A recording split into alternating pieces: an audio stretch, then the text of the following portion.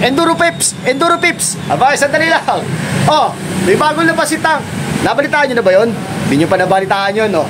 Ito, oh, meron pang ibang kulay ito. Ito, kita nyo naman, di ba? Interesado ko ba rito? Ito yung 36 na tank. 150 boost. Tama ba ako, Master Jeff? Oh, 150 boost. Bagong-bago, mainit-init pa.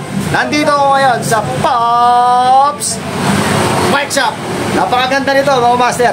Papakita ko muna sa inyo yung decals para maswabihan kayo. Meron siya iba't ibang kulay. Ano yung mga iba't ibang kulay natin ito, Master Jeff? May off-white, may gold. Ano ba? All black. All black. Depende sa tema ng inyong bisikleta. Aba, sulit na sulit kapag kayo ay bumili. Magkano nga ba ang presyo? Mamaya sasabihin ko sa inyo yung presyo. Papakita ko muna sa inyo yung decals. Ganda, oh. Oh, ganda. Crown, lockout, boost. Okay, true axle. Napakaangas, mga master. Magkano nga ba to? Magkano nga ba to?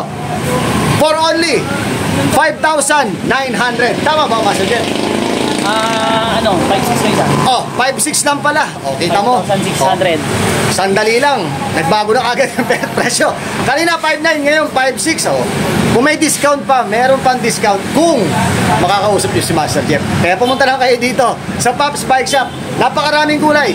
Black, gold at off-white. Depende sa itsura at tema ng inyong bisikleta. Alright, huwag kayo sa akin mag-PPM, ha. Huwag kayo kay Papa Jack mag-PPM. Sa Pops Bike Shop kayo mag-PPM. Meron silang TikTok, meron din silang Instagram, hindi. Meron silang Facebook page. Alright, puntahan nyo lang. Kung gusto nyo pumunta rito, dito lang ito sa Santa Cruz, Manila.